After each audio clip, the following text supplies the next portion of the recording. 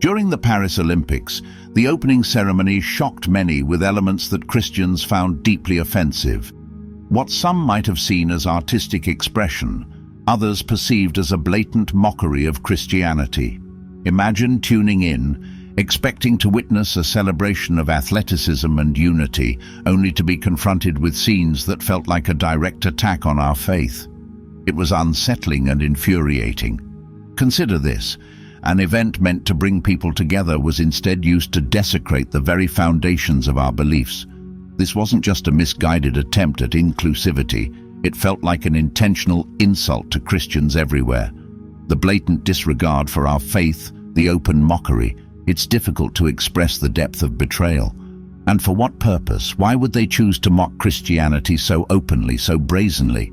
This isn't just about being offended. It's about recognizing a deliberate attempt to undermine and disrespect our beliefs. It's about standing up and saying, enough is enough. What's next? If they can do this on a global stage, what other boundaries will they push? How far will they go to distort or erase the truth?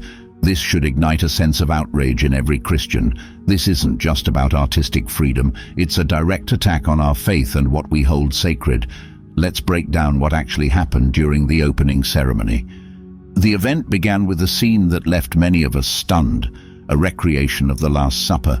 But instead of a respectful portrayal of Jesus and his disciples, we saw drag queens in the place of Jesus, mocking one of Christianity's most sacred moments. Can you believe it? The Last Supper, the moment where Jesus shared his final meal with his disciples, was turned into a spectacle featuring drag performers. This is the same sacred event where Jesus said, "This is my body which is given for you. Do this in remembrance of me." How could something so solemn and meaningful be twisted into something so disrespectful? And it didn't end there. The ceremony also included a depiction of Dionysus, the Greek god of wine and revelry. Dionysus, who represents chaos and excess, was portrayed in a way that was clearly intended to provoke. This wasn't just a casual reference to Greek mythology. It was a bold statement, flaunting paganism in front of a largely Christian audience. We're reminded of Exodus 20:3. "You shall have no other gods before me." Yet here we are, witnessing the glorification of a pagan deity on one of the world's biggest stages. Perhaps the most unsettling image was that of a hooded woman riding a white horse. This scene eerily mirrored the pale horse from Revelation 6:8. "I looked, and there before me was a pale horse. Its rider was named Death, and Hades was following close behind him." The use of such apocalyptic imagery wasn't accidental. It was meant to provoke, to unsettle, and to send a message. The symbolism here is clear, a stark reminder of the spiritual battles we face in today's world. These elements combined to create a spectacle that was both shocking and deeply offensive. So what was the immediate reaction? Christians around the world were outraged. Social media lit up with backlash, with hashtags like #BLASPHEME and #mockery of faith trending almost instantly. Prominent religious leaders didn't hold back. Many condemned the ceremony as a blatant act of disrespect toward Christianity. Pastor John Hagee called it a direct assault on our faith, adding, "This isn't just about artistic freedom, it's a deliberate attempt to undermine Christian values." Bishop Robert Barron also voiced his concern, describing the event as a deeply troubling sign of the times and urging Christians to remain vigilant and discerning. On platforms like Twitter and Facebook, everyday believers expressed their shock and dismay.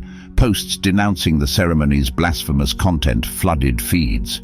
One tweet read, "I tuned into the Olympics to see unity and sportsmanship, not to witness my faith being mocked on a global stage." Another user wrote, "This is not okay. The blatant disrespect for Christianity needs to be called out."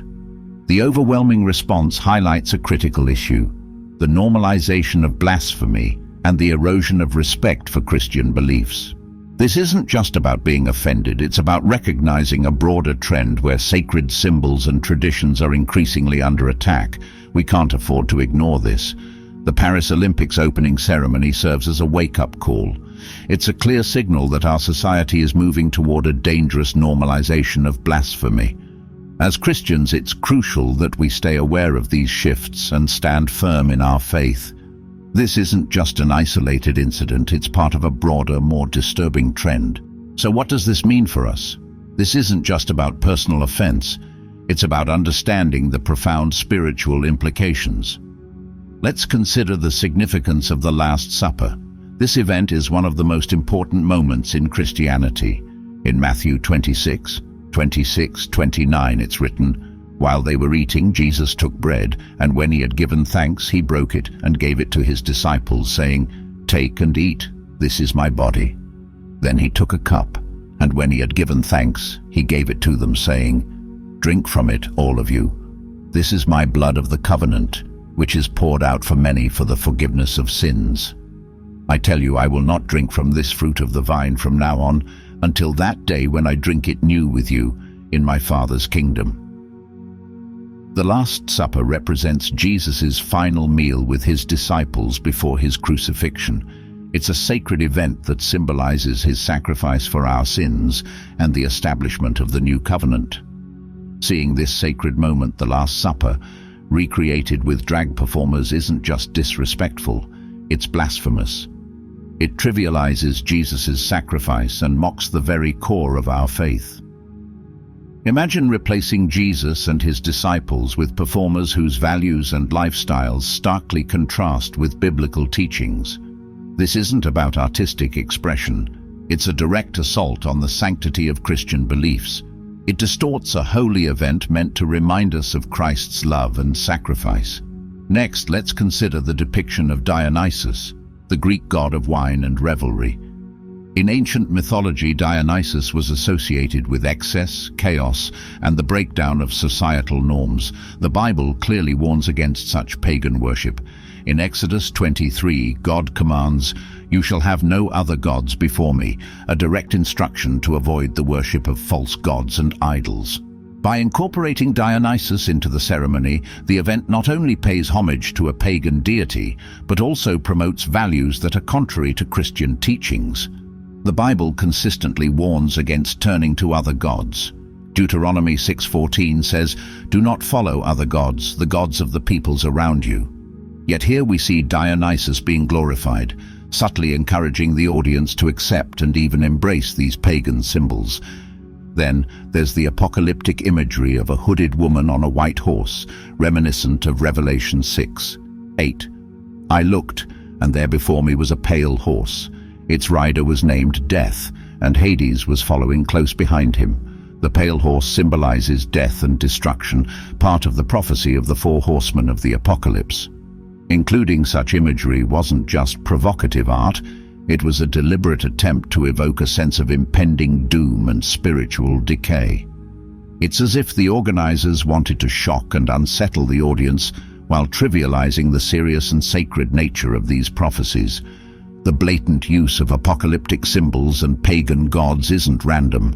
It reflects a growing trend where ancient paganism is making a comeback in modern culture. The Bible warns us of a time when people will turn away from the truth and embrace myths. In 2 Timothy 4:3-4 it says, "For the time will come when people will not put up with sound doctrine. Instead, to suit their own desires, they will gather around them a great number of teachers to say what their itching ears want to hear. They will turn their ears away from the truth and turn aside to myths." We are witnessing the fulfillment of these prophecies right before our eyes. The return of ancient gods, the normalization of blasphemy, and the embrace of pagan symbols all point to a spiritual crisis. It's a clear sign that we are in a time of great spiritual deception and moral decline. What's even more alarming is how these elements are becoming normalized and accepted by the public. The Olympics, watched by millions around the world, became a platform for these blasphemous and pagan displays. This wasn't just a niche art project, it was a global event, sending a powerful message that these ancient symbols and practices are not only acceptable but worthy of celebration. As Christians, we must recognize the spiritual warfare at play. This isn't just a cultural shift, it's a deliberate effort to undermine and attack Christian values. We are called to be vigilant and discerning. Ephesians 6:12 reminds us, For our struggle is not against flesh and blood, but against the rulers, against the authorities, against the powers of this dark world, and against the spiritual forces of evil in the heavenly realms. This is why it's so important to understand the significance of these blasphemous elements. They are not just artistic choices, they are spiritual statements. They challenge our beliefs, mock our faith, and attempt to normalize what God has declared wrong. We must stand firm in our faith and be aware of these spiritual attacks. This isn't just about being offended, it's about recognizing the deeper spiritual implications.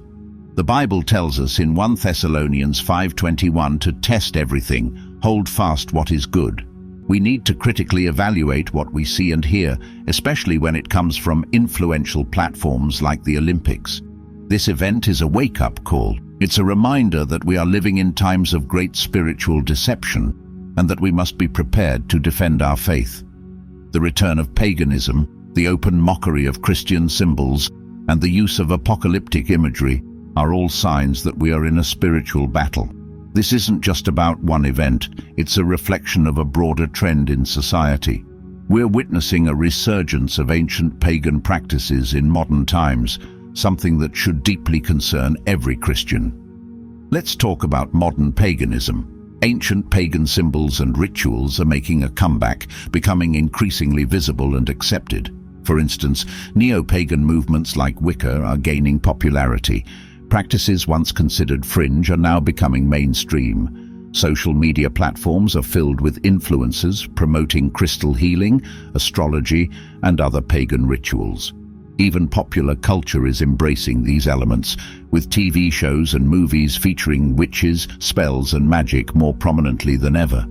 Halloween, for example, has roots in ancient pagan festivals like Samhain and has evolved into a massive cultural event, but its origins remain steeped in pagan tradition.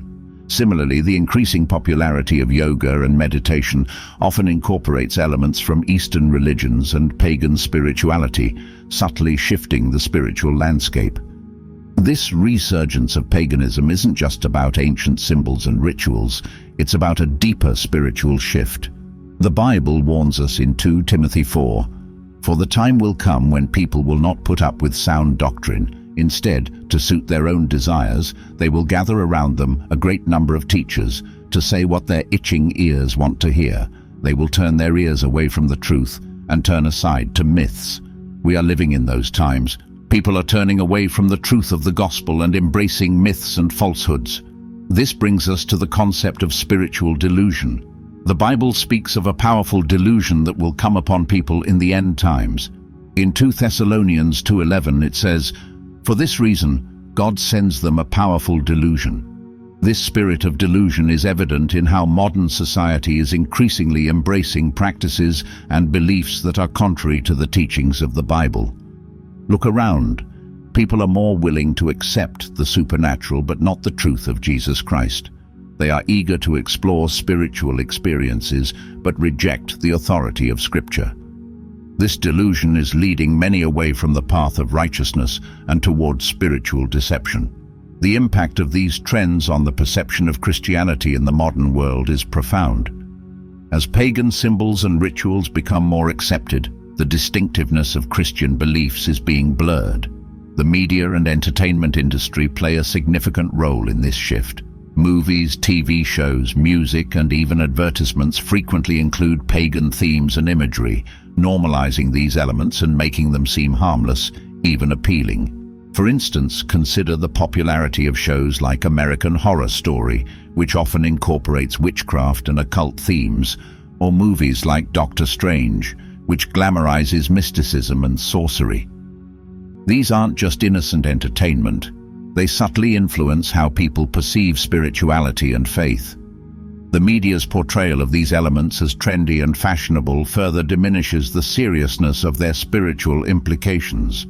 It creates an environment where anything goes, where all beliefs are seen as equally valid, and where the truth of Christianity is marginalized. This situation brings to mind the prophecy from Isaiah 5:20, which warns, "Woe to those who call evil good and good evil, who put darkness for light and light for darkness, who put bitter for sweet and sweet for bitter." The shift in our culture is not just a trend, it's affecting how Christians are viewed and treated.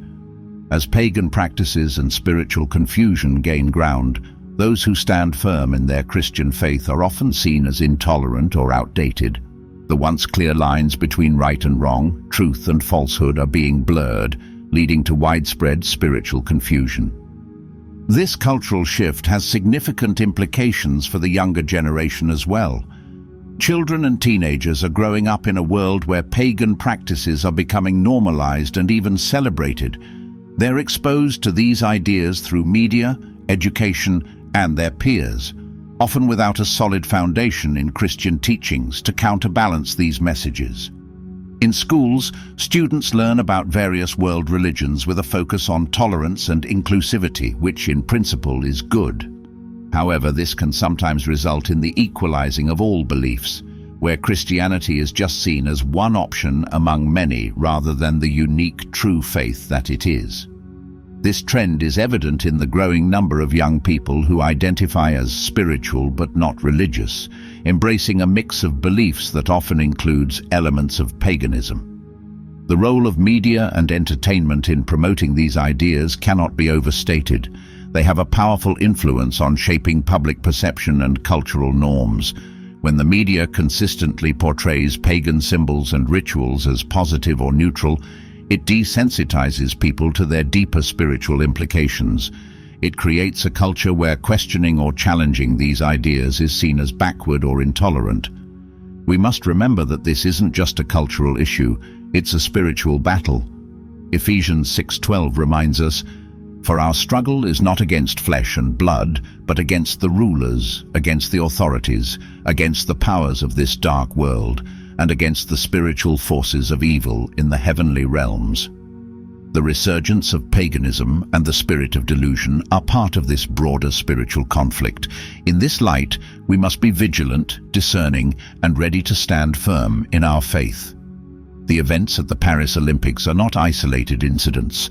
They are part of a larger trend that reflects the fulfillment of biblical prophecy. The normalization of blasphemy, the return of pagan practices, and the embrace of spiritual delusion are all signs that we are living in the end times. Many believe we are in the end times as foretold in the Bible, and it's not hard to see why. The world today is filled with chaos and uncertainty, and it feels as though we are on the brink of something immense and terrifying. Think about waking up every day to headlines that seem to come straight out of the book of Revelation.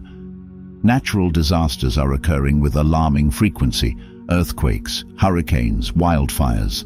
These aren't just random events, they feel like signs. The Bible tells us in Matthew 24:7, there will be famines and earthquakes in various places, and that's exactly what we're seeing. But it's not just the natural world that's in turmoil. Society itself feels like it's unraveling. Violence, crime, and moral decay are rampant. It's as if the world has lost its way, embracing darkness over light. Isaiah 5:20 warns, "Woe to those who call evil good and good evil, who put darkness for light and light for darkness." We see this every day in the news and in our communities. Consider the impact on our families. Our children are growing up in a world filled with things we never imagined when we were their age. The innocence of childhood is being eroded by a culture that glorifies violence, promotes immorality, and rejects the values that once held society together. How do we protect them from this? How do we guide them in a world that seems to have lost its moral compass? It's heartbreaking to see families struggling under the weight of these times. Financial pressures, unemployment, and the uncertainty of the future weigh heavily on us all. Marriages are strained, and relationships with our children become more challenging. It feels like we're fighting a constant battle just to keep our families intact. The Bible describes the last days as terrible times, when people will be lovers of themselves, lovers of money, boastful, proud, abusive, disobedient to their parents, ungrateful, unholy, without love, unforgiving, slanderous, without self-control, brutal, not lovers of the good, treacherous, rash, conceited, lovers of pleasure rather than lovers of God. Isn't this what we see today? Despite being more connected through technology, people are more isolated than ever before. Social media, instead of bringing us closer, often makes us feel more alone and more aware of our differences. It's hard to find genuine connection in a world that prioritizes appearances over substance. Our faith is also under attack. Christianity is being mocked, marginalized, and pushed to the sidelines of public life. We're living in a time where standing up for our beliefs can lead to ridicule or even persecution. It's a stark reminder of what Jesus said in Matthew 24:9. Then you will be handed over to be persecuted and put to death, and you will be hated by all nations because of me. The signs are all around us. Wars and rumors of wars, political instability, and global unrest. The coronavirus pandemic was a wake-up call, showing us just how fragile our world really is. The book of Revelation speaks of the pale horse, whose rider is named Death, bringing plague and pestilence upon the earth. The fear and uncertainty brought by the pandemic felt like a glimpse into the kind of turmoil the end times might bring. It's easy to feel overwhelmed and hopeless in the face of such darkness. But we must remember that these times were foretold. We were warned that the end times would be a period of great tribulation, a test of our faith and resilience. John 16:33 says, "In this world you will have trouble, but take heart. I have overcome the world." We must hold on to that hope, even as the world around us seems to be falling apart. We must strengthen our faith, support our families, and stand firm in our beliefs. Now more than ever, we need to turn to God, seeking His guidance and protection. This is a time for prayer, for community, for standing together as believers. The end times are indeed terrible, but they also bring the promise of a new beginning. Revelation 21:4 tells us, "He will wipe every tear from their eyes. There will be no more death or mourning or crying or pain, for the old order of things has passed away." Let us find comfort in this promise, and let us face these challenging times with courage and unwavering faith. Friends, in these troubling times, it's more important than ever to be vigilant and discerning. 1 Peter 5:8 reminds us to be alert and of sober mind. Your enemy, the devil, prowls around like a roaring lion looking for someone to devour. We're in the midst of a spiritual battle, and it's crucial that we recognize the signs and stay steadfast in our faith. Think about what it means when sacred Christian events are openly mocked. What does it say about our society when the Last Supper, a profound moment of Jesus' sacrifice, is twisted into something so irreverent? It's a stark indication of how far we've strayed from the path of righteousness. This isn't just an artistic choice. It's a blatant act of blasphemy that seeks to undermine our faith. How should we, as followers of Christ, respond to such blatant disrespect? Do we remain silent, or do we stand up and defend our beliefs? It's not enough to just feel outraged. We need to channel that emotion into action. We must speak out against these acts, educate others about their significance, and reaffirm our commitment to God's teachings. Personally, witnessing such events has been profoundly troubling. I remember watching the Paris Olympics opening ceremony with my family, expecting a celebration of unity and sportsmanship. Instead, we were confronted with images that felt like a direct attack on our faith. It was a moment that left us feeling hurt and bewildered.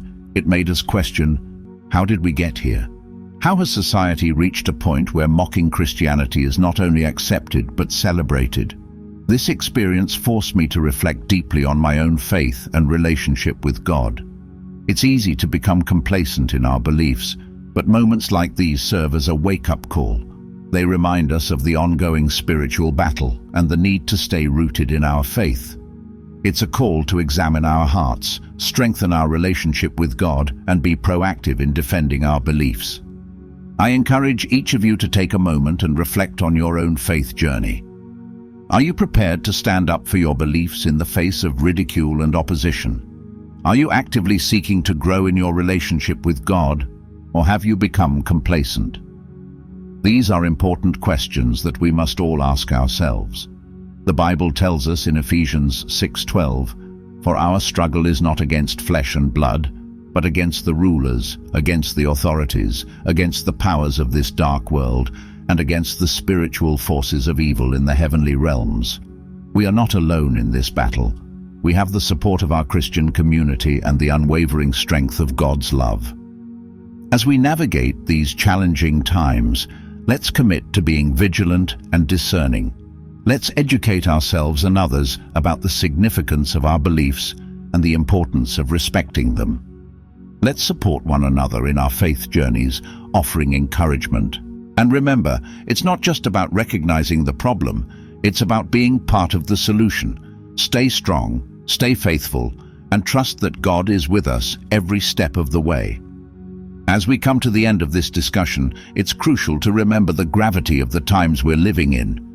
The events at the Paris Olympics are not just isolated incidents. They're part of a larger spiritual battle that we must recognize and confront. Reflect on everything we've talked about: the mockery of the Last Supper, the glorification of pagan symbols, and the troubling signs of societal decay. These are all indicators of the spiritual warfare we're engaged in. Ephesians 6:12 reminds us, "For our struggle is not against flesh and blood, but against the rulers, against the authorities, against the powers of this dark world, and against the spiritual forces of evil in the heavenly realms." Stay vigilant, stay discerning, and most importantly, stay strong in your faith. We must support one another, educate ourselves and others, and stand firm in our beliefs. This is not just about defending our faith.